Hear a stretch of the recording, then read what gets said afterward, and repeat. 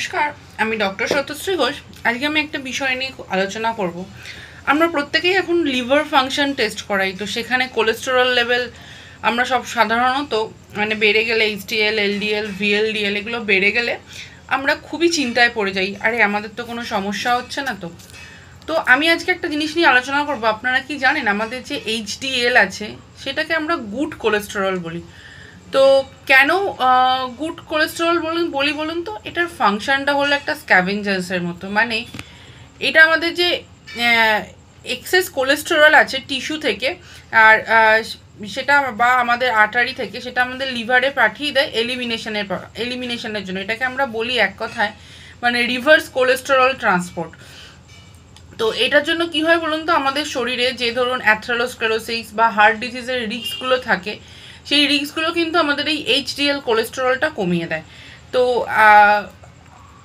মানে আমাদের এই এইচডিএল লেভেলটা আমরা যদি খুব মানে হেলদি লেভেল বা হেলদি এইচডিএল লেভেলটা মেনটেন করতে পারি, মানে আমাদের ডায়েট আর এক্সারসাইজের থ্রু দিয়ে, তো আমাদের এটা অনেক অ্যান্টি ইনফ্ল্যামেটারি আর অ্যান্টিঅক্সিডেন্ট এফেক্টকে, আমাদের হার্টকে অনেকটা ভালো রাখতে মানে কাজ করে। তো কেমন করে, মানে ধরুন এইচডিএলসি যে পার্টিকেলসগুলো আছে অনেকটা আমাদের মানে সেই মানে পরিষ্কার করার মতো, মানে ক্লিন করার মতো আমাদের যে অনেক সময় থাকে না যে ক্লিন করে নিয়ে চলে যাচ্ছে এই রক্ত থেকে, শরীর থেকে এক্সেস কোলেস্টেরলগুলো বা আর্টারির ওয়াল থেকে এক্সেস কোলেস্টেরলগুলোকে নিয়ে আবার এটা লিভারে ফিরিয়ে দেয়।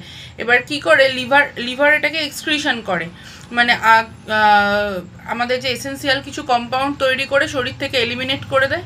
এর জন্য আমাদের কি হয়, অ্যাথেরোস্ক্লেরোসিস প্রিভেনশন হয়। মানে এক্সেস কোলেস্টেরলটা এইচডিএল মানে জমতে দেয় না আর্টারির মধ্যে, যাতে আমাদের যে রক্ত জমাট বেঁধে যায় বা হার্ট বা স্ট্রোকের সম্ভাবনা থাকে, কিন্তু এই এইচডিএল কোলেস্টেরলটা আর্টারির মধ্যে এগুলোকে জমতে দেয় না।